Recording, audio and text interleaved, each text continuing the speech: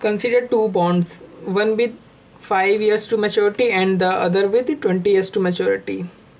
तो दो बॉन्ड है, एक में 5 साल की मैच्योरिटी है, एक में 20 साल की मैच्योरिटी है। दोनों की फेस वैल्यू 1000 रुपये है और दोनों का कूपन रेट 8% का है और जो इंटरेस्ट पेमेंट है वो एनुअली की जाती है। और जो बॉन्ड है वो पार पे बिक रहा है, मतलब जो बॉन्ड का जो फेस वैल्यू है 1000 रुपये का उसी पे बिक रहा है, यानी market price is equal to fair value. Assume that the yields of both the bonds falls to 6%, whether the price of the bond will increase or decrease। कह रहा है कि एज्यूम कर लो कि जो बॉन्ड का जो यील्ड है वो गिर गया है, गिर करके 6% पर आ गया है। तो अब ये बताओ कि जो बॉन्ड की जो प्राइस है वो डिक्रीज होगी या इंक्रीज होगी। तो अभी बॉन्ड की यील्ड है कितनी, देखो अगर फेस वैल्यू और मार्केट वैल्यू, मार्केट प्राइस दोनों सेम होती है तो जो कूपन रेट होता है वही हमारा क्या होता है, यील्ड हो जाता है। तो अभी यील्ड है कितनी, कूपन रेट 8% है, तो अभी यील्ड अभी 8% है और गिर करके कितने जाएगी 6% पे। तो बताओ बॉन्ड वैल्यू, बॉन्ड की जो प्राइस है इंक्रीज होगी कि डिक्रीज होगी। अगर देखो यील्ड अगर कम हो गया तो यानी बॉन्ड की प्राइस इंक्रीज हो जाएगी। What percentage of this increase or decrease comes from a change in the present value of bonds principal amount, and what percentage of this increase or decrease comes from a change in the present value of bonds interest payment। कह रहा है कि ये जो भी price में जो भी इंक्रीज या डिक्रीज आ रहा है इसमें से कितना पोर्शन प्रिंसिपल के इंक्रीज या डिक्रीज से रिलेटेड है और कितना पोर्शन इंटरेस्ट का जो इंक्रीज या डिक्रीज है उससे रिलेटेड है। तो ये देखो पहले देख लेते हैं कि मान लेते हैं इसका यील्ड कितना 8% से घट करके 6% हो जाता है, तो उस समय बॉन्ड की प्राइस क्या होगी। तो देखो इंटरेस्ट कितना है, 80% का है,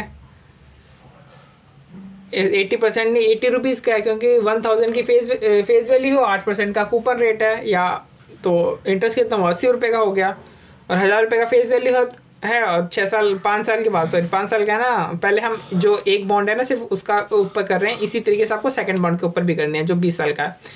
तो 5 ईयर बाद रिडेम्पशन वैल्यू कितनी मिलेगी, 1000 रुपये की मिल जाएगी। तो PVAF कर दिया हमने 6% 5 साल के लिए और प्रेजेंट वैल्यू फैक्टर से इंटू कर दिया 1000 को 6% 5 साल में।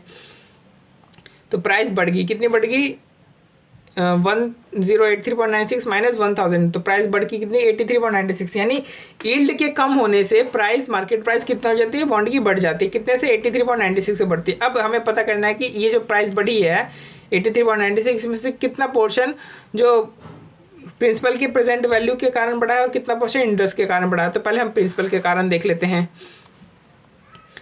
देखो प्रिंसिपल अभी नया वाला ये है और पुराना वाला प्रिंसिपल ये है। पुराना वाले में हम 8% से डिस्काउंट करेंगे, नए वाले में को हम 6% से डिस्काउंट करेंगे। तो अब इन दोनों का डिफरेंस निकाल लो, यानी जो प्रिंसिपल बढ़ रहा है, प्रिंसिपल कितने से बढ़ रहा है 66 से बढ़ रहा है। उसी तरीके से इंटरेस्ट का निकाल लो, 80 है ना, इंटरेस्ट कितने से बढ़ रहा है 17.52 से बढ़ रहा है, यानी जो टोटल जो इंक्रीज हो रहा है बॉन्ड की प्राइस में से उसमें से 66 रुपया प्रिंसिपल के प्रेजेंट वैल्यू के कारण हो रहा है और 17.52 किसके कारण हो रहा है, इंटरेस्ट के प्रेजेंट वैल्यू के कारण हो रहा है। तो इसी तरीके से आपने ये जो मैंने किया है 5 साल के बॉन्ड पे, इसी तरीके से आपने 20 साल का जो बॉन्ड दे रखा है दूसरा बॉन्ड, उसके ऊपर भी आपने कैलकुलेट करना है।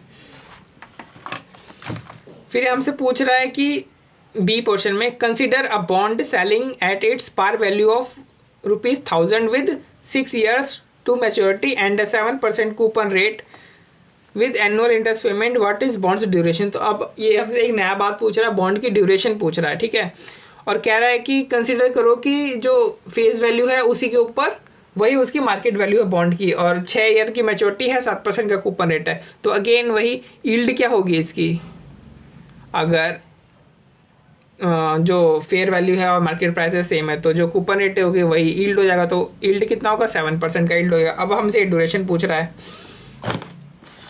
तो ड्यूरेशन का फॉर्मूला ये होता है, इस तरीके से ड्यूरेशन निकलता है। ये नंबर ऑफ ईयर्स लिख दिए, जो भी कैश फ्लो आना था वो आपने लिख दिया, ये कैश फ्लो है। फिर आपने यील्ड कितनी निकाली है 7% की निकाल ली, क्योंकि जो कूपन रेट है वो यील्ड के बराबर होगा।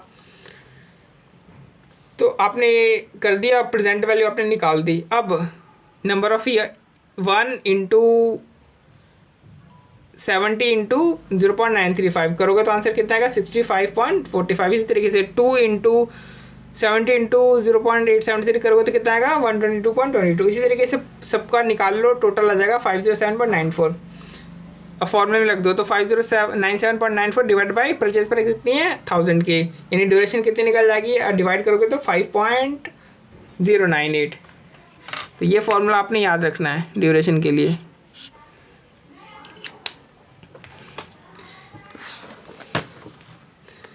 सी कह रहा है कि बी में ही ये मान लो कि जो आपकी यील्ड है वो 7% से इंक्रीज होकर के 10% हो गई है, तो इससे बॉन्ड की ड्यूरेशन पे क्या असर पड़ेगा। तो यानी सेम इसी तरीके के टेबल, बस इसमें क्या है यील्ड जो 7% की जगह हमने 10% इधर डाल दिया है। तो देखो अब हम करते तो हमारा ड्यूरेशन कितना आता है 5.025, मतलब अब जैसे जैसे हमारी यील्ड बढ़ रही है उस हिसाब से जो बॉन्ड की ड्यूरेशन है वो कम हो रही है, यानी जो प्रिंसिपल की जो अमाउंट रिकवरी है वो जल्दी हो रही है ना। देखो पहले प्रिंसिपल की रिकवरी लगभग 6 साल में हो रही थी, अब 5.25 साल में प्रिंसिपल की रिकवरी हो रही है।